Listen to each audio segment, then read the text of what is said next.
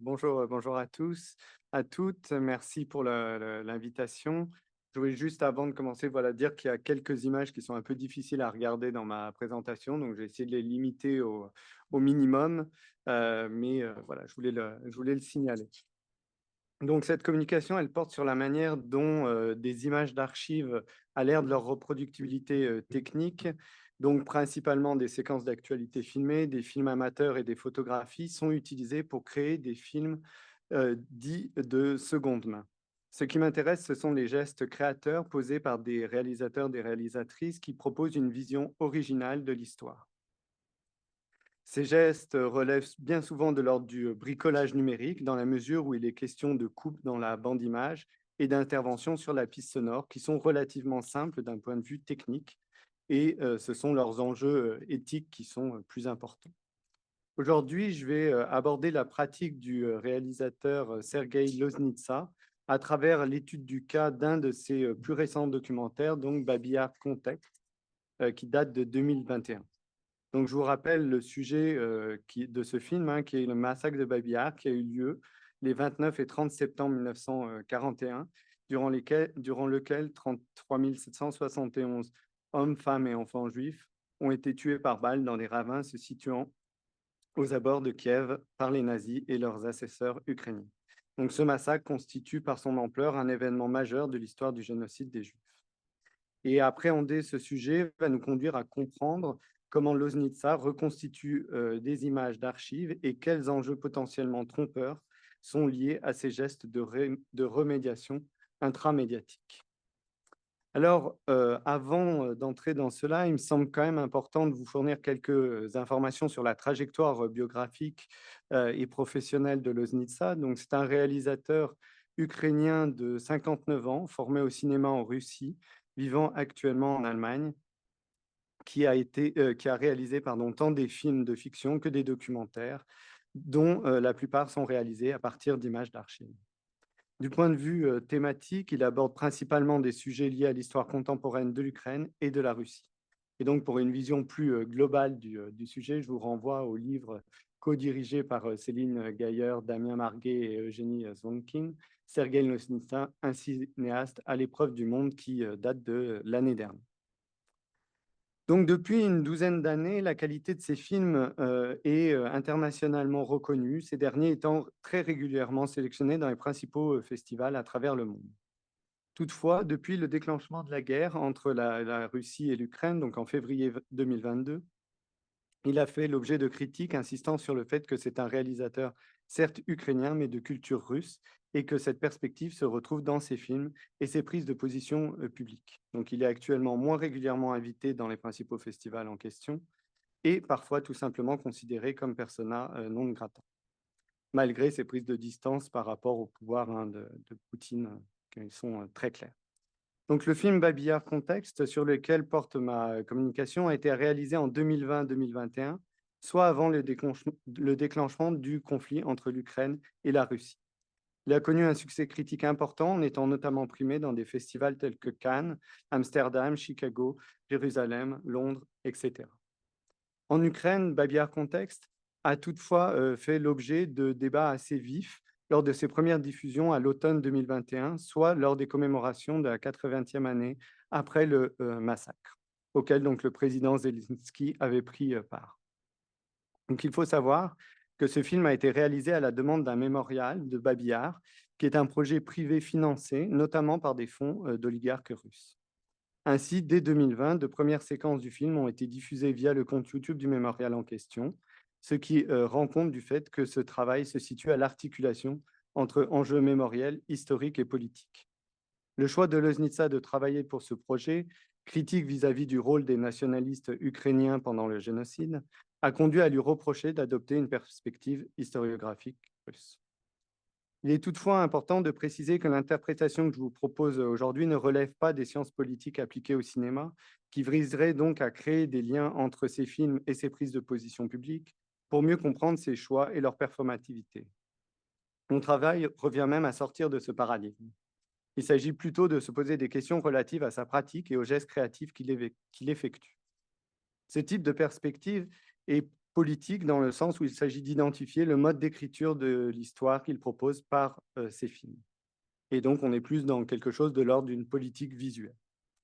Je voudrais à présent vous diffuser donc une séquence issue du début du film pour que vous compreniez bien de quoi il s'agit.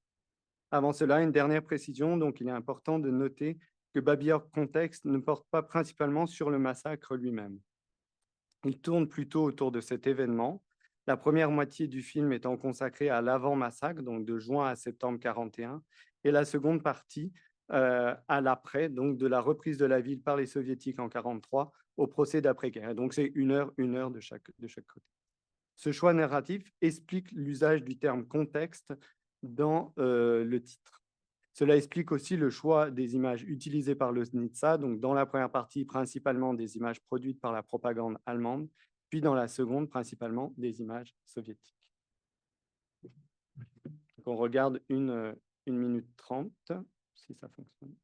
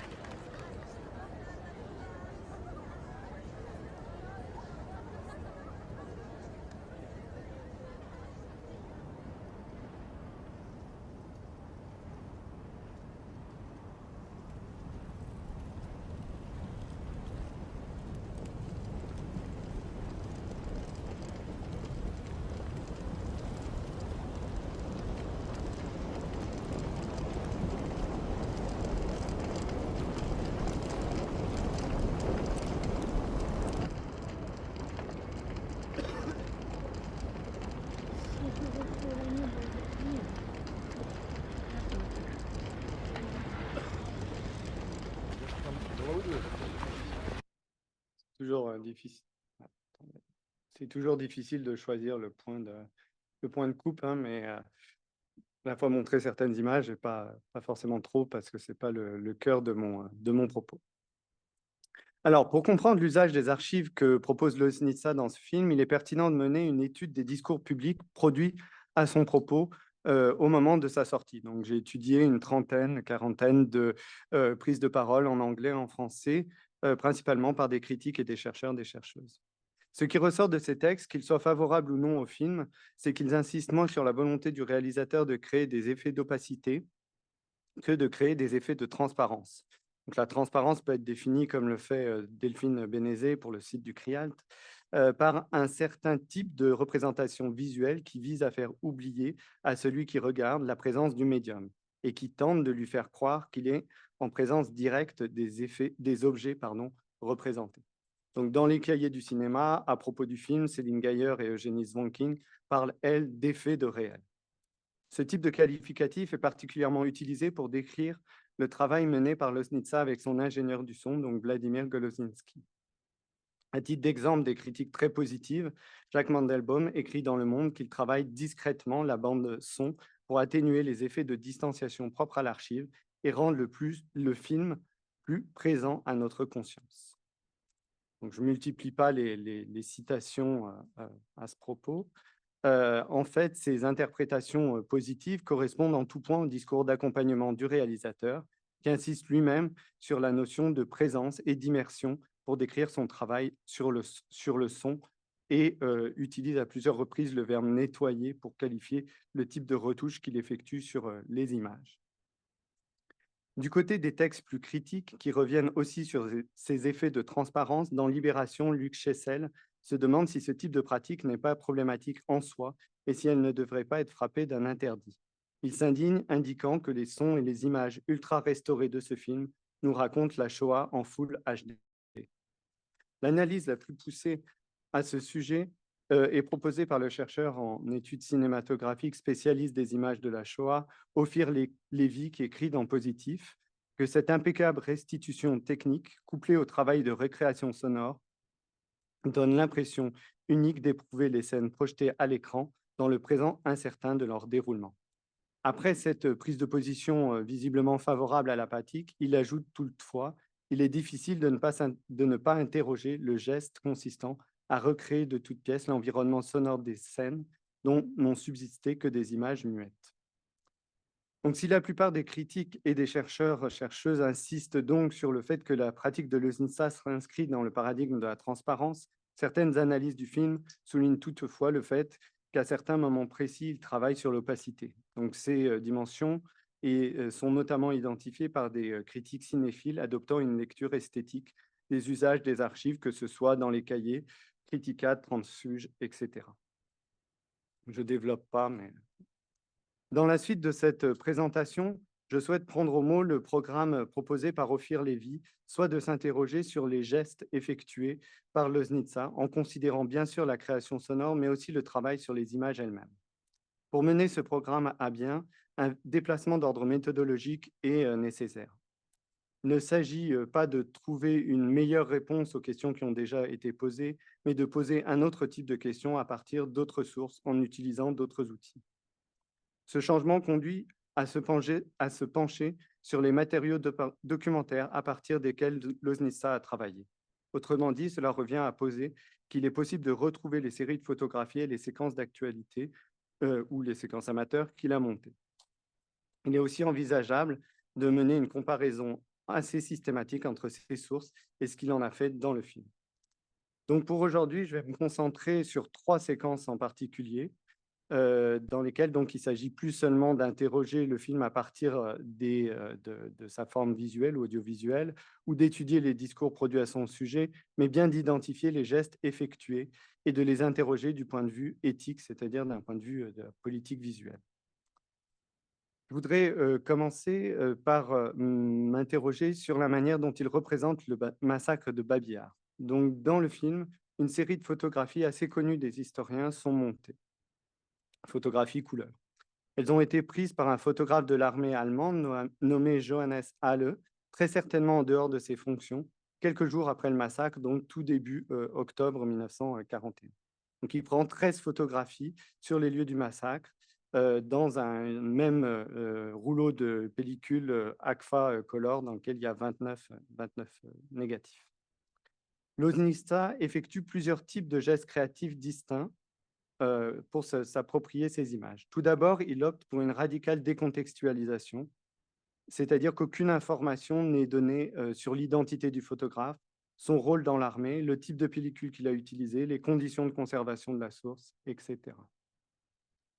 Ensuite, des retouches sont effectuées tout à la fois sur la couleur pour minimiser les changements liés au passage du temps et sur la matérialité du document pour effacer les rayures et autres traces visibles sur les numérisations des négatifs.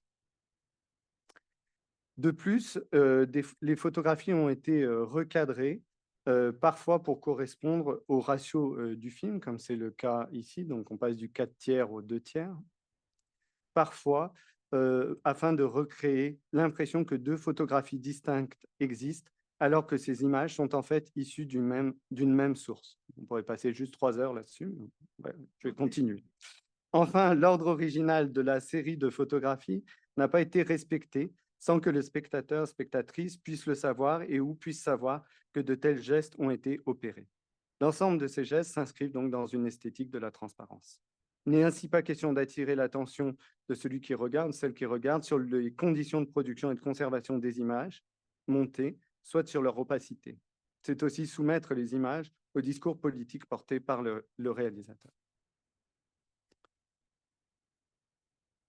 Je voudrais maintenant revenir sur la séquence qu'on a visionnée ensemble, soit l'entrée des troupes allemandes dans Lvov, donc Lemberg à l'époque, donc en allemand. Dans le film de Loznitsa, cette séquence montre l'accueil favorable réservé par la population ukrainienne, puis des actes de violence contre des Juifs.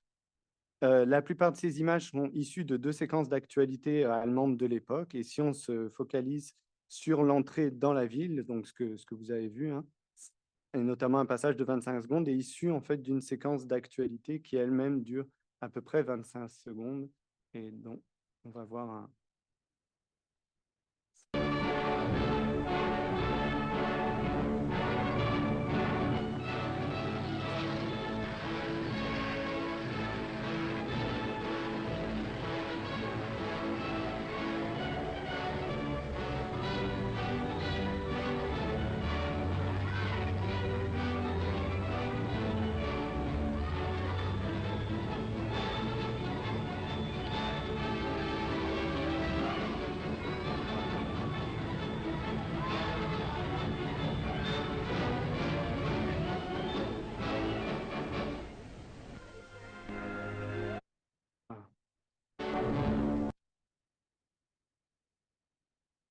Donc, aujourd'hui, quand on regarde ce type de séquence, on se rend compte de l'importance de la mise en scène qui est donc de l'ordre de la propagande, hein. Donc, on est dans une entrée en ville d'une armée victorieuse, ce qui est un événement qui relève en soi de la mise en scène.